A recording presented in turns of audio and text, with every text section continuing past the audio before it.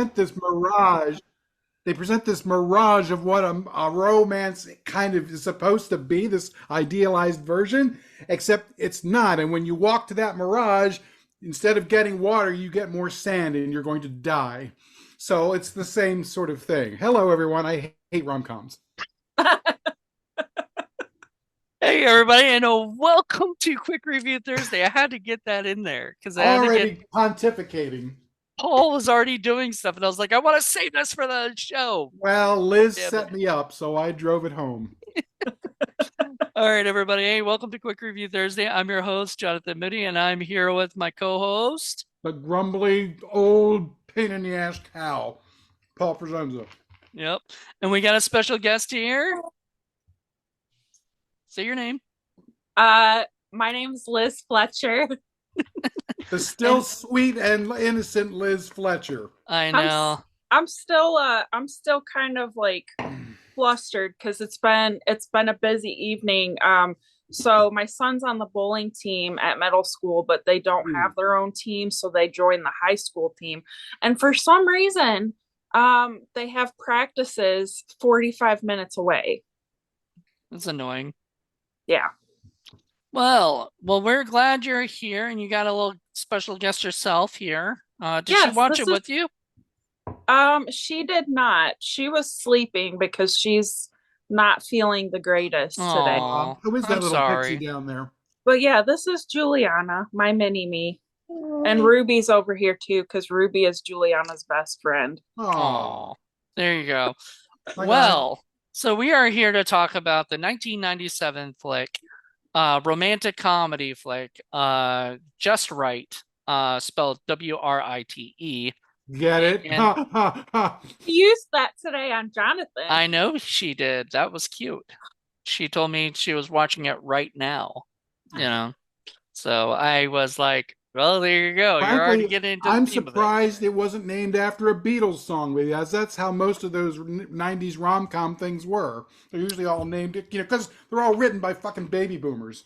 It's all baby boomer horse shit. Well, Paul. So Paul's Don't going to tell hold us how he anything really back, Paul. feels while we're on the show. I never do. You know me. I never hold back. Hi, Coco. Um, Yes, join too. Everybody's here now. At least, Everybody's at here. least You get I'm the whole- honest. Well, no. Yes, no, We want you that's to a be great honest. quality, Paul. Yeah.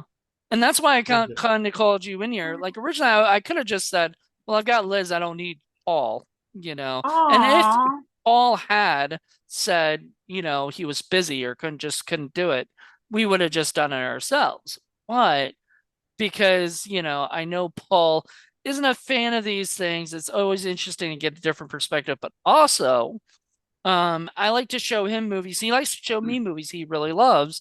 I like to show him stuff that I really love, even if he doesn't like it. Sometimes I'm not a big fan of the stuff he likes. Well, Not a big fan of plus- Breaker Morant, but I watched it. Plus, this did have a very, very good cast. He knows Yes. that I'm a Sherilyn Fenn fan. He knows that Mhm. I'm a Jeremy Beautiful. Piven fan. So, it's not like he found this movie that had a bunch of nobodies in there. Because if it had been a bunch of nobodies, in addition to being a rom-com, yeah, I probably would have fast forwarded through it, or I would have been, a lot Or you more. would have messaged me and said, no, I can't do it. Yeah, I would not. I would have had zero interest in this. But, I'll give just about anything with Sherilyn Fenn and Jeremy Piven a chance, even a No. rom-com. Now, Jeremy Piven was very much known for playing Ari on Entourage, and this was definitely a different role for him. Well, and he did that Yeah. later. He was on the way up, and Sherilyn Fenn was kind of on the way, I don't want to say down, but she kind of had all her big stuff behind her at this point, whereas Jeremy Twin Piven, Peaks and all his things like stuff that. was about to happen. So that's the other interesting thing that I found for this. Definitely. I found it interesting that I found out some background. I found out that the producers of this movie found the script by posting an ad in the paper. That You sounds know. about right. I was like, Paul's gonna love that. It said that sounds about right. I mean, Yep. because that was like sort of at that time. There was no it was 96, 97-ish when they probably were trying to look for this movie. There was no internet, there was no Right. Craigslist, there was no I mean, bla there was. It blacklist. just wasn't like this. Yeah. So they were, they were looking for stuff, and so they just put an ad in the paper, and the person sent it to them, and they wanted to do something that was a broad comedy, you This was know? a spec script. Yeah, basically this was somebody came in, first time writer, as I think we mentioned earlier, first time director. The producer had done one other film before called Fever Lake. He helped produce that. Then he went on to work on this, and then he went on to work on other movies Wow. similar to kind of this, where it's a more broad movie, And in a certain way, this makes this movie kind of a dinosaur because you don't see that kind of shit happening anymore. No spec scripts, or very rare spec scripts, but first time directors, first time writers given a green light for a movie that just came out of nowhere. Especially one that costs like 1,000,000 to 200,000. Like, $1,200,000 is a lot of money to put on Yeah. the line. Even back then, especially back then, that was more money. That would have been more, considered like Now, more money. I will say this, and I can't blame this on the film because this would have been a producer's thing. But if they had come up with a little bit more moolah, and if they had been able to sort of approach this kind of like The Player, where the player has all these wonderful little cameos by all these, movie stars who are actually just kind of there. They pop in, they say their thing, and then they leave, but they add a lot of sparkle to the scenes. If they'd been able to do that and have somebody just, like at the party scenes where they're talking to people and they're supposed to be in Hollywood, they actually had actual Hollywood stars instead of just poor old sad Ed McMahon. That would have That was a luncheon. That would have carried, I think, the film a little bit more, and would have made it a little more interesting because then you get to do the celebrity kind of game, which is always fun. Liz, what did you think of this movie? I enjoyed it. I think all the acting was great. All the characters were very colorful, and I like that. I like original characters. Jeremy Piven did a great job. He is definitely not what I would pick for a leading man, but I think that was the purpose. Like, he was supposed to be this, regular average Joe guy, and I think he killed it. I think all the casts were fantastic. I loved the 90s music. It brought me back. Well, it started off with like American Pie, which I thought was pretty cute. Yep. And then, I mean, the music licensing probably cost a good amount of money for this movie. Yeah, I'm sure it did. And as you said before, Sherilyn Fenn probably was a little bit down, so her scale was probably a little bit down, but she was so cute. Like, oh yeah, she's adorable. She was good. She's always good. The thing about Jeremy Piven that I really liked about this particular film is that he really underplays it. And he underplays it in a very good way, because usually, especially when he was Ari or anything like that, he's a lot more over the top. He's a lot more, dominating of the screen. He doesn't do that for this character. And I thought that was a very wise choice, where he's kind of making him into more of an everyday schmuck kind of a guy. Well, but very likable at the same time. Right. Exactly.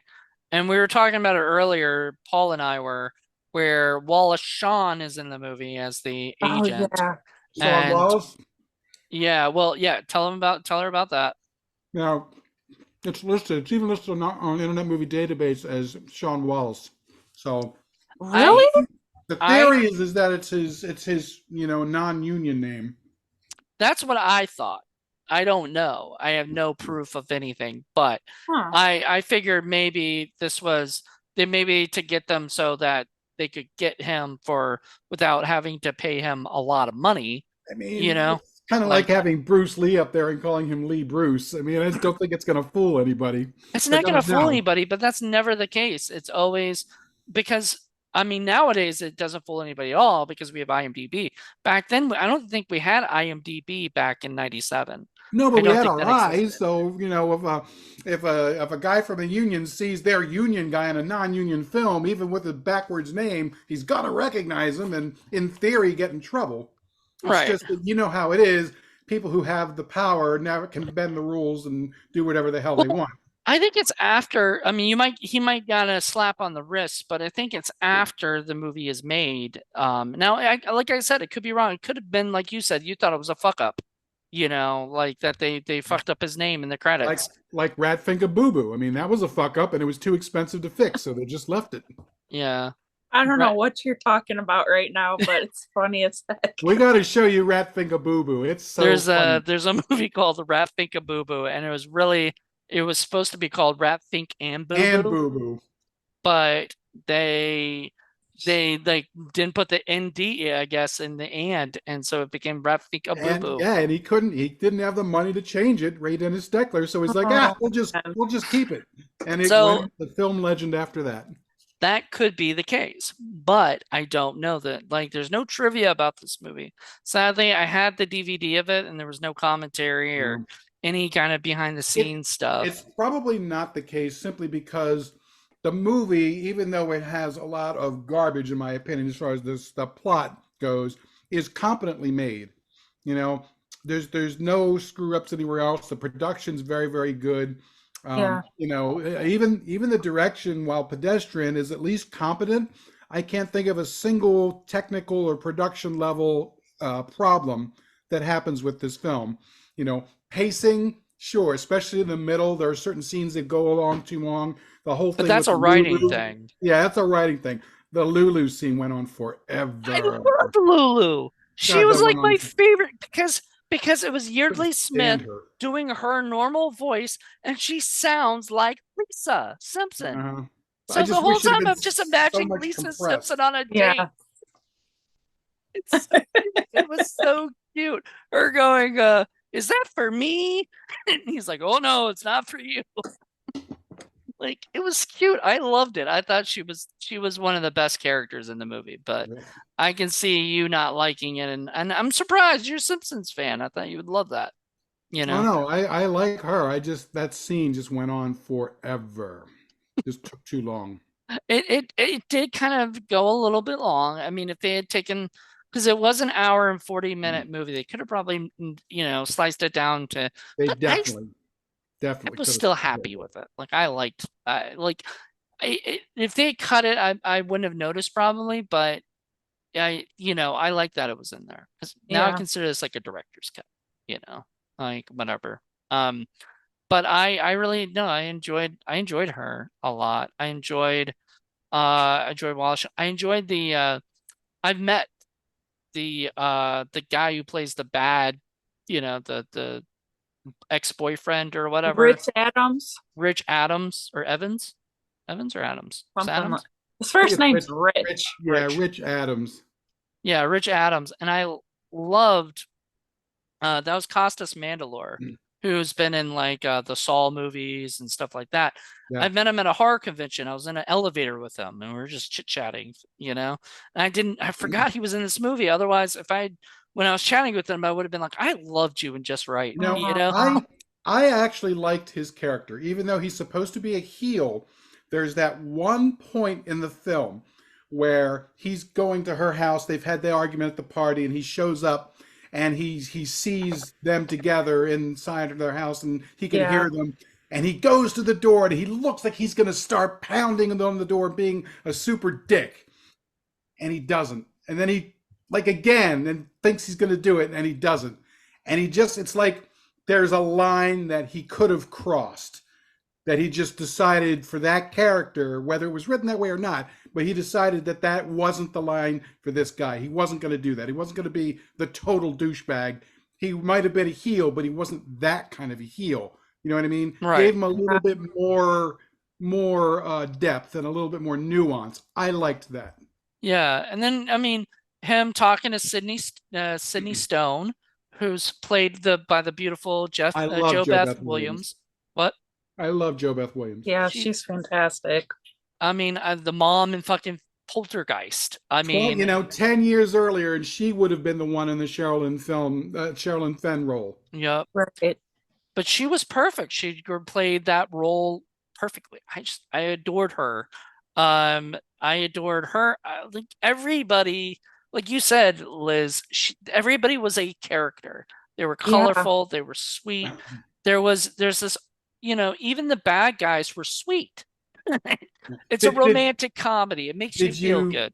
did you notice the scene where Rich Adams goes to meet Joe Beth's character at her place, and she's playing tennis, and he Right. shows Oh, up. with a cigarette in her mouth. Yeah, with a cigarette in her mouth, and I love that. she's playing, and she's crusty. She actually whacks him with the tennis racket, and he looks down, and his eyes get real big. I guarantee you that was not supposed to happen. They let it in anyway, and Yeah. being true professionals, they just rolled with it. And somewhere along the line, they said, "Keep that scene." Yep. Yep. I That always seems wonder like about that when I'm watching a movie, like what was in the script and what just kind of happened and got kept in the movie. I always It wonder was that. so funny. She's like, "Oh, sorry, sweetie," just rolled with it. And I was like, "Yep, that's a pro." That was great. I know. Uh, all of us, yeah. But you know why? You know why I think that's probably true? Because it was a first-time filmmaker, and there's no way a first-time filmmaker is going to be that specific on Right. things like make sure you whack him, and then we're going to Yeah. get this, It's not going to be in the script. Yeah, it's just like, you know what? They were just like, let's leave that in there because it looked good. A terrible filmmaker would be like, cut, okay, you Yeah. whacked him. Or Let's try to not, force something silly. yeah, or force something silly. Yeah, and Exactly. that's one of the beautiful things about movies, especially really really well done ones. You get those magic moments like in Godfather when the cat wanders onto the set and Marlon Brando picks him up and just uses him as a prop, and Yeah. everybody remembers the opening scene with him petting the cat. It's just a wonderful, wonderful, magical moment that wasn't supposed to happen, but it did. Exactly. Because it feels natural. Exactly.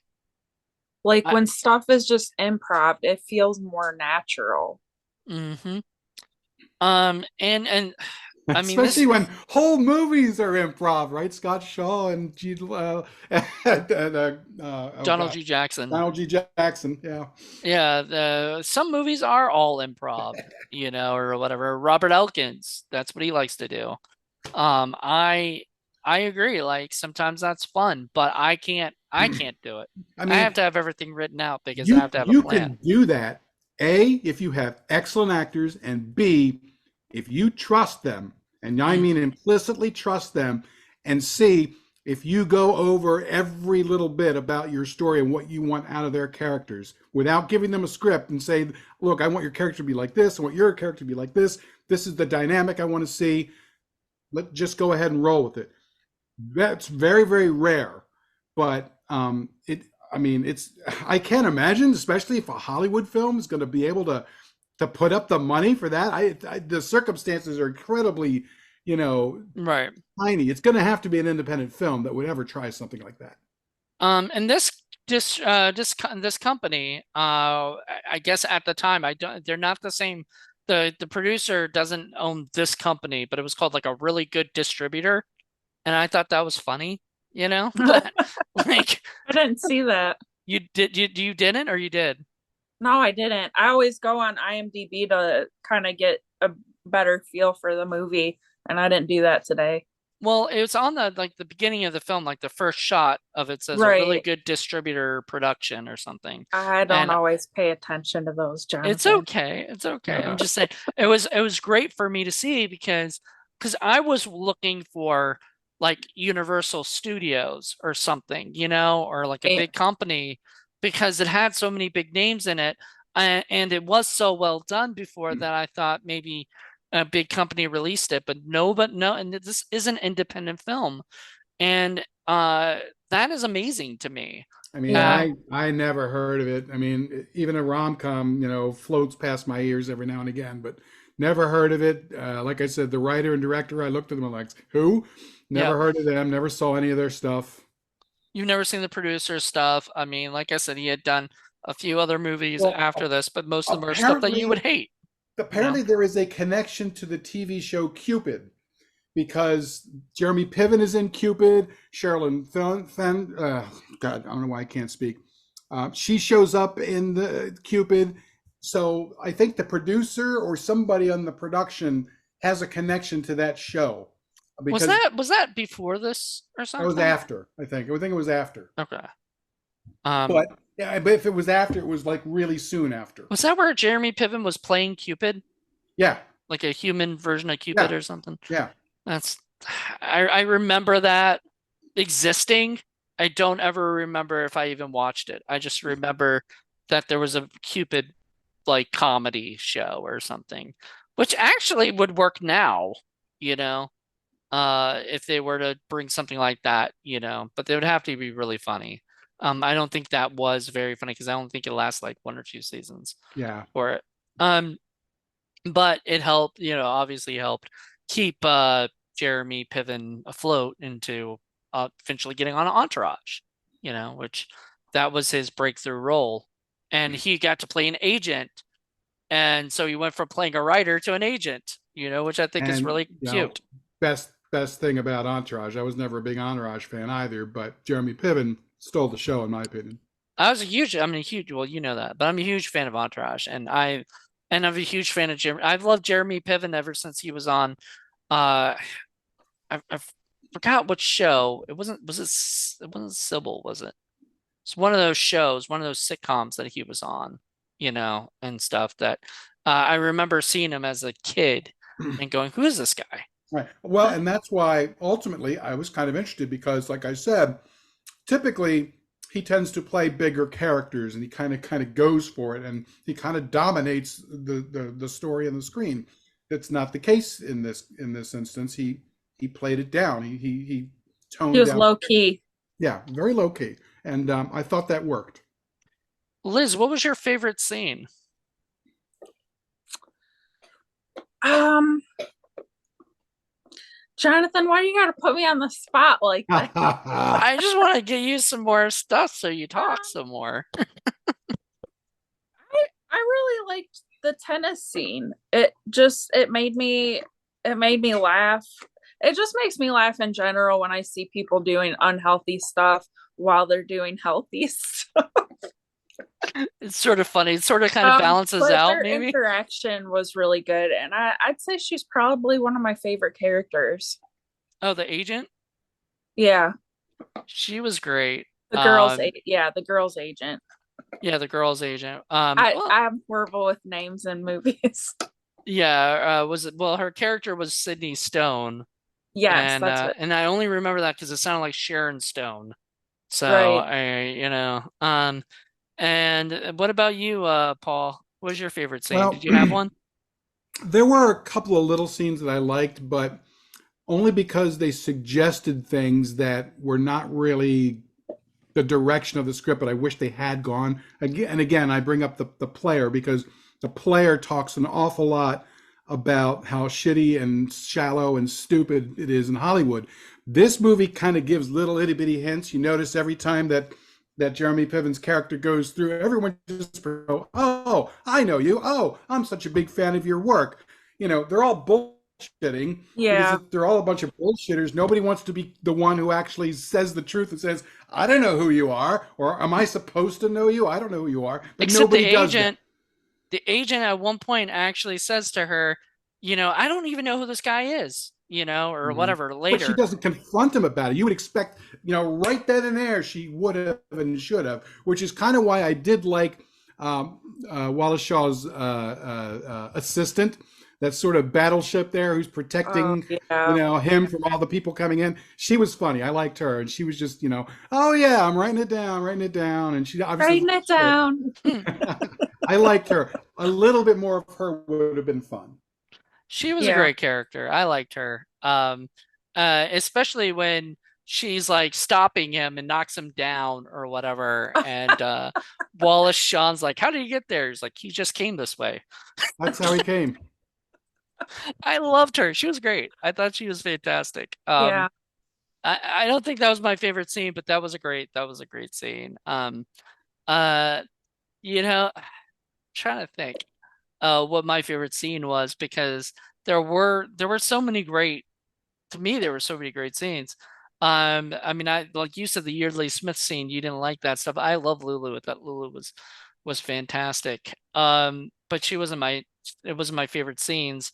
Also, we forgot to talk about the bartender best friend who I absolutely loved his, his stuff.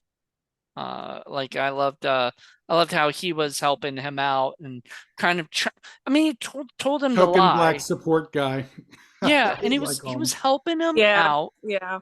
Showing him how to wear clothes properly, because that's what your bro wingman does. It's very GQ. I love that Mm. because the guy's like looking at the GQ Yeah. and he's literally the same outfit the dude's wearing. Because I guess that's where the guy got it from, is like seeing that picture in GQ and whatever. But anyway, yeah, so that was great. His stuff was great. Uh, I don't know. I think, and I loved every scene with the father, you know, and it Oh yeah. was, Alex Rocco, who was in The Godfather. Yeah, He was yeah. Mo Green in The Godfather, but he was so fun in this, where he's just like yelling at him the whole time, kind of telling him, So annoying. I couldn't stand his character. really. I Yeah. liked his character. I thought it was hilarious because I mean, all he wanted him to do was concentrate on the trolley, and actually, that is a real, uh, I guess, tour thing, because at the end of the credits it says special thanks to Charliewood Studios or Tour Huh. Studios and stuff. So that they actually used the real stuff for, for them or whatever. They got their permission, and probably, I mean, that's basically right there advertisement for it. But I also liked all of the tour stuff because I thought Oh that was yeah. fun, you know. Yeah, it's just Um, so The many. passengers were great.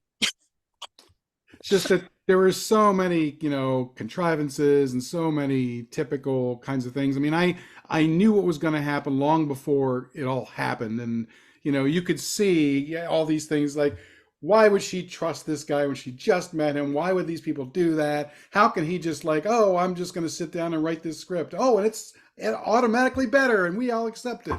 What a great, instinct. Not necessarily. She says at the end where, that he writes a bad love scene or whatever, you And know. then, yeah, but that's just an instance for kissing. That's just what that is for. But then, Well, I mean, the three things that she happens to mention about, Sunset Boulevard, and oh, the writer all about doesn't like Eve. women, and a Oh couple other yeah. things that happens to be the exact same things that he manages to But say. I mean, Like, that was what that's how she got, knew that he was perfect for the job, is because he got what she would explain that to everybody else, and everybody else says, I don't get what you're trying to say here, because they don't understand that, but he's a movie lover, so he that just understands that doesn't stuff. I seem, realistic at all. Well, it's realistic. And plus, I mean, I Wild things happen out there, Paul. Well, I'm guessing really my issue with rom-coms is that they really shouldn't be called romantic comedies. They really should be called romantic fantasies, because that's what these things are. They are romantic fantasies with some jokes thrown in there to hopefully, break things up a little bit. And usually the comedy is usually given the short shrift. And that's one of the reasons why I can't stand it, because God, if you gave me good comedy, I'll watch anything. But most of the time, the comedy's kind of crappy, and it's all the fantasy romance stuff, and that's what I don't like. We love you, Paul. I know, Paul, you know. See, this is the thing. This is why Paul's single, because he's just going to complain to the girls who want to watch these things that you can't watch this. You have to watch Rap Finka Boo Boo with me. So he's got to find a girl who likes Rap Finka Boo Boo over romantic comedies, and it'll happen. It'll happen, Paul. She's uh, out there. yeah, I don't think so. I'll watch a romantic comedy if it's incredibly terrible and fun, or if it's Criterion level great.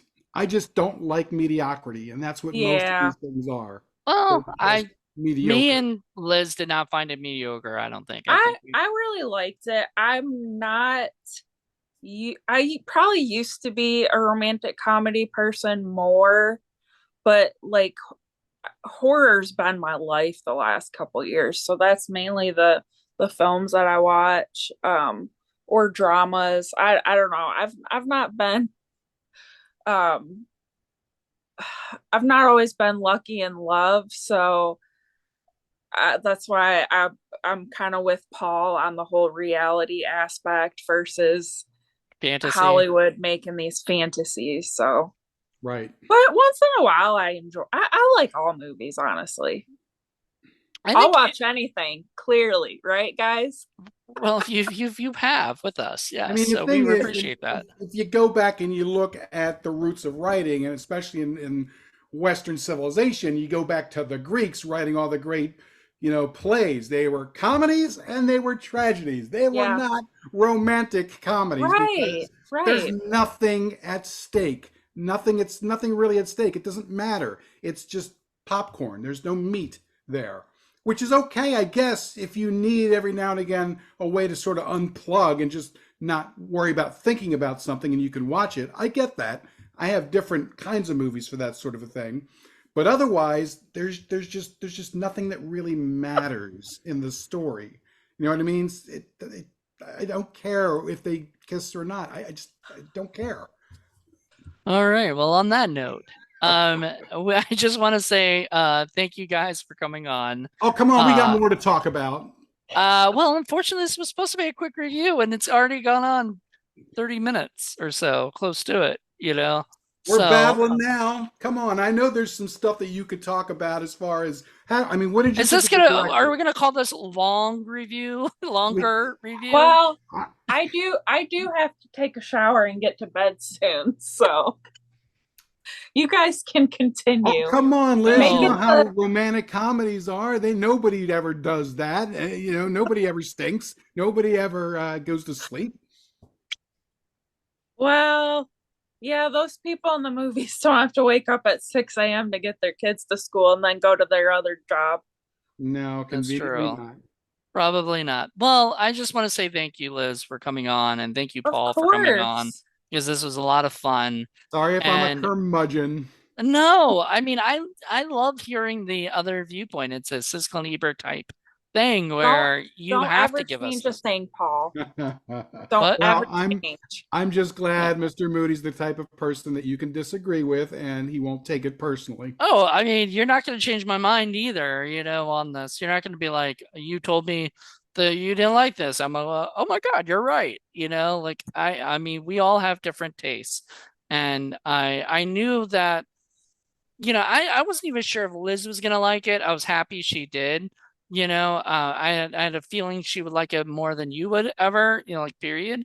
But, I didn't Yeah, know. well, I mean, I'm sorry, but romantic comedies are kind of written for women in the same way that wedding ceremonies are, women have been planning them since they were little kids. That's just in their wheelhouse And then for there's the movies most about part. romantic comedies about weddings and Yes, stuff. So there's like yes. the best of both worlds right there.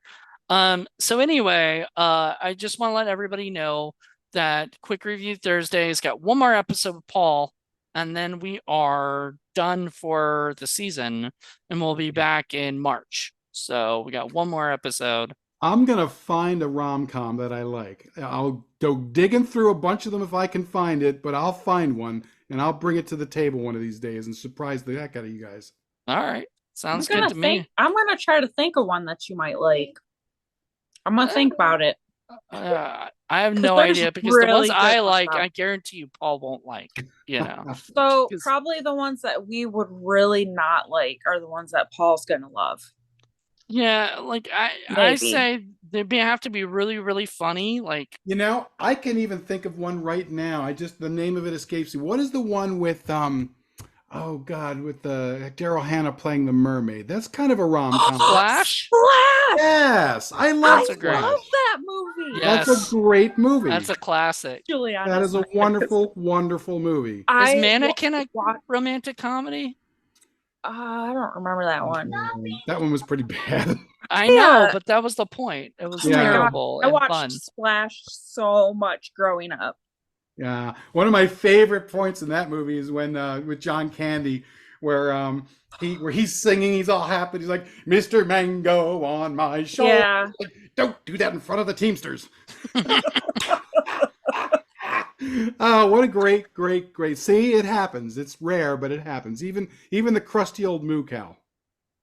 Well, there you go. Well, see, there are Well, and romantic that was comedies. kind of that one was kind of realistic too, because everything wasn't necessarily all perfect in the end. One of them had to make a sacrifice in order to be with each other. And that's Absolutely. totally real life. Absolutely. Tell you what, we will do Splash on Film Freaks, and we'll have you come on the show and we can talk about it. Okay? Yes, yes. Yes. Okay, we'll do that for A sure. movie I know, finally. Well, once again, thank you guys so much for joining us, and everybody, join us next 2 weeks for Paul's finale, and then we are done until March. So thank you guys so much, and thank you once again, Liz, and Yep. Thank everybody. you. Thanks, Jonathan. Bye, guys. Bye.